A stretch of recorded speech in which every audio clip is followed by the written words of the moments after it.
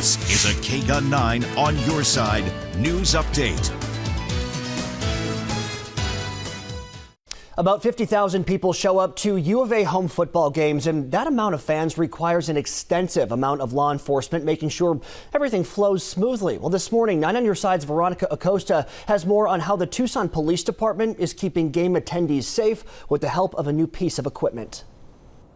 Mark, good morning. Wildcat fans, they definitely show up in numbers. Right around 50,000 people show up to U of A home football games. Anywhere between 25 and 30,000 people show up to U of A home basketball games. And of course, with all of those people walking and running around, some bags and backpacks are going to be left behind. Now, regardless of whose or where they get left behind, law enforcement officials, they do have to check every single one of those out.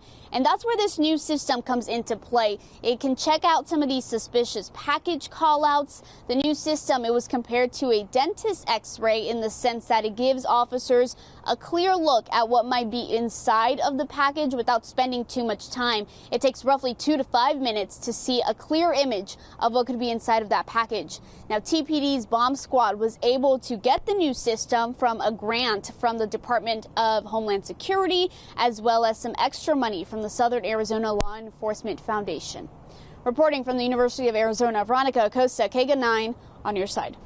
A judge has a start date for the trial for Christopher Clemens. He's accused of killing 2 young Tucson girls. Judge Deborah Bernini was pushing for it to begin sometime next year, but both the prosecution and the defense requested a 2021 trial. Clemens is due back in court January 2020 for a status conference.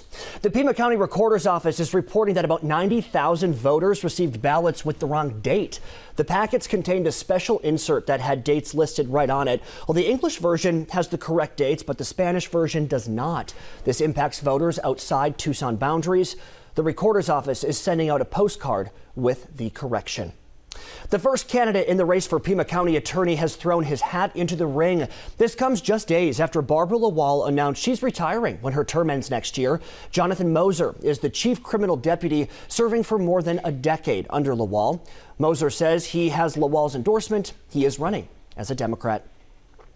Well, there's been a push to get more Tucson students in the classroom day after day. The mayor's office says students who are chronically absent or miss more than 2 days of school in a month in early grades are much less likely to read at their grade level by 3rd grade. Also, those students are 4 times more likely to drop out of high school.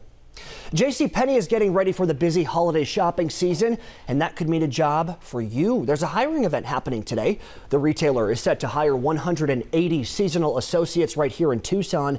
Open positions include cashiers and even beauty consultants. It's going to be held from 2 o'clock to 8 p.m. at JCPenney stores around town.